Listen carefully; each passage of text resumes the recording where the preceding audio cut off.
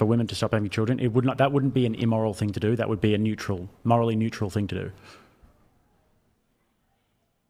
I mean, I'm not gonna force something on someone that I wouldn't want to be forced on me. So yeah. This is the problem with liberalism. It's such a good. There's so many good examples of this, and this is actually why I really like coming on this podcast, because a lot of people will like criticize this podcast and they'll say, "Oh, you guys are just talking to uneducated people."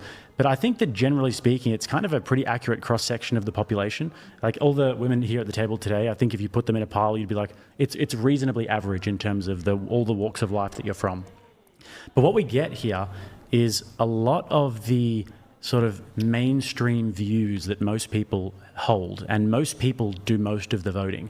So this is why it's important to actually combat these ideas. And this is what you're espousing right now is just typical sort of liberalism. People should be able to do what they want at all times, and basically there should be no consequences to everything. Do they have duties? Not really. If people don't have kids anymore, we just all die out as a population, that's fine, because we want the women's feelings to not be hurt. And men, if they want to just stop putting the electricity up tomorrow and all the power lines and everything, it's like just it's morally neutral, as long as they have the feeling that they could do what they want.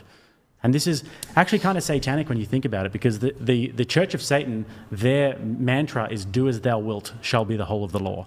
Alistair Crowley, who's a Satanist, that is their sort of mantra. So anyways, liberalism is totally satanic, and you see it's just an absolute death cult, in the sense that if people stop performing their duties, which is what conservatism is, by the way, it's basically just tradition, and tradition is things that have worked for a very long time.